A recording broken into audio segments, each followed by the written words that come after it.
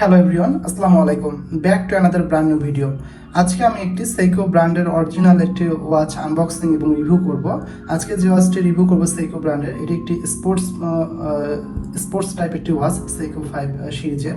তো চলুন প্রথমে আমরা ওয়াচটা আনবক্সিং করি।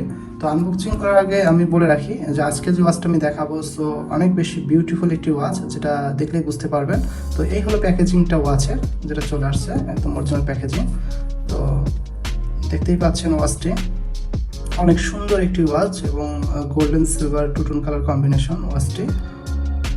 যারা এ ধরনের ওয়াচ খুঁজে থাকেন যে Seiko5 সিরিজের, তার মধ্যে এটা একটি অন্যতম একটি সুন্দর ডিজাইনের একটি ওয়াচ। তো আজকে আমি এই ওয়াচটি সম্পর্কে বেসিক কিছু ইনফরমেশন দেওয়ার চেষ্টা করব এবং কী কী ফিচার রয়েছে এই ওয়াচটিতে তা বলার চেষ্টা করব। তো প্রথমে আমি ওয়াচটা আউটলুকটা আপনাদেরকে দেখাই। তো দেখতে পাচ্ছেন ওয়াচ আউটলুকটা অনেক সুন্দর একটা আউটলুক। যারা এই ধরনের ডায়াল সাইজের ওয়াচ খুঁজে থাকেন Seiko5 সিরিজের, তারা এই ওয়াচটি অবশ্যই চয়েস করতে পারেন, কারণ এটা চয়েস করার মতো একটি ওয়াচ।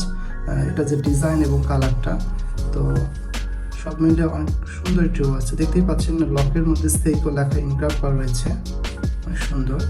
এবং স্টিকার দেওয়া আছে Seiko5 sports made in Japan, water 100 resistant. তো এই হলো ওয়াচটার লুকটা, অনেক সুন্দর একটি লুক। তো আমি এই ওয়াচের মডেল নাম্বারটা আপনাদেরকে বলি। সো এই ওয়াচের মডেল নাম্বারটা হচ্ছে, এখানে ট্যাগ দেওয়া রয়েছে, বারকোড ট্যাগ, যেখানে মডেল নাম্বারটা রয়েছে। তো এটার মডেল নাম্বারটা হচ্ছে SNZB24J1। ঠিক আছে, এই ওয়াচের হচ্ছে এটা মডেল নাম্বার। যেহেতু ওয়াচের সাথে ট্যাগটা দেওয়া রয়েছে, এটা লিখে আপনার সার্চ দিলে ওয়াচের ডিটেলস আপনি অনলাইনে পেয়ে যাবেন। ঠিক আছে, তারপর আমি যতটুকু জানি ওয়াচটা সম্পর্কে আপনাদেরকে বলবো। তো ওয়াচের যে ডায়ালের যে কালারটা দেখতে পাচ্ছেন, এটি কিন্তু হোয়াইট কালার, এবং যে ক্রিস্টাল যেটা রয়েছে স্ক্র্যাচ রেজিস্ট্যান্ট। হ্যাঁ, যে ডায়ালের যে গ্লাসটা, এটা হচ্ছে সেমি সেভিয়ার বলতে পারেন। এবং যে বেজেলটা যেটা দেওয়া আছে ওয়াচটার মধ্যে, এটা কিন্তু ফিক্সড না, এটা হবে রোটেটিং, ইউনিডিরেকশনাল রোটেটিং। এভাবে আপনি রোটেট করতে পারবেন। কারণ Seiko ব্র্যান্ডের ওয়াচগুলোতে যে বেজেলগুলো থাকে ম্যাক্সিমাম দেখা যায় যে রোটেটিং হয়ে থাকে, এবং কিছু মডেল রয়েছে যেগুলো ফিক্সড থাকে, যেমন এই ওয়াচটার মধ্যে, এবং এটা রোটেটিং করা যায় বেজেলটা। আর এটার যে কেস সাইজ রয়েছে এই ওয়াচের, টোটাল যে কেস সাইজ, এটার কেস সাইজ হচ্ছে 39 mm, এবং যে ওয়াচের যে কেস থিকনেস যেটা রয়েছে এটা হচ্ছে 12 mm, এবং এটার ফুল ম্যাটেরিয়ালস হচ্ছে স্টেনলেস স্টিল, এবং অনেক শাইনিং দিচ্ছে কেসটা। দেখতেই পাচ্ছেন বডিটা।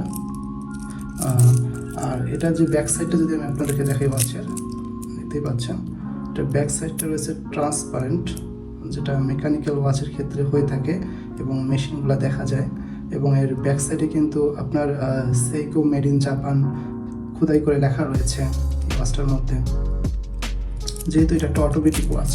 ঠিক আছে, আর এটার যে ওয়াচটার মধ্যে যে ফাংশনগুলো রয়েছে, এটার যে ফাংশনগুলো রয়েছে সেগুলোর মধ্যে রয়েছে ডেট রয়েছে, মিনিট, আওয়ার, সেকেন্ড। ঠিক আছে, এবং একটু খেয়াল করে দেখতে পারবেন ডায়ালের মধ্যে লেখা রয়েছে ওয়াটার 100 মিটার, ওয়াটার রেজিস্ট্যান্ট এবং অটোমেটিক। ঠিক আছে, এবং 23 জুয়েলস ইউজ করা হয়েছে এই ওয়াচটির মধ্যে। ঠিক আছে, যার কারণে এটার অটোমেটিক মেশিনটার পারফরমেন্স অনেক বেশি হাই। ঠিক আছে, এবং এই ওয়াচের যে ব্যান্ড যেটা ইউজ করা হয়েছে, এটা ম্যাটেরিয়ালসটা হচ্ছে স্টেনলেস স্টিল, এবং কালারটা golden silver mix two tone colour. আর এটা ম্যাটেরিয়ালসটা বলে দিলাম স্টেনলেস স্টিল। আর এটার ব্যান্ড উইথ হচ্ছে 20 mm। আর যে লক যেটা ইউজ করা হয়েছে, এটা অনেক সিকিউর একটা লক ইউজ করা হয়েছে। এটার সিস্টেমটা হচ্ছে যে আপনার খোলার সময় এভাবে বাটন খুলে এভাবে প্রেস করে খুলতে হবে, এই সিস্টেমে। ঠিক আছে, অনেক সুন্দর একটা লক সিস্টেম। এবার প্রেস করে এটা লাগিয়ে দিতে হবে। এই লক সিস্টেমটা নতুন লক, এটা Seiko যে বর্তমান যে ঘড়িগুলো রয়েছে এই লকটা ইউজ করা হয়ে থাকে। ঠিক আছে, তো এই হলো ওয়াচটি সম্পর্কে আমি বেসিক কিছু ইনফরমেশন আপনাদেরকে দেওয়ার চেষ্টা করলাম।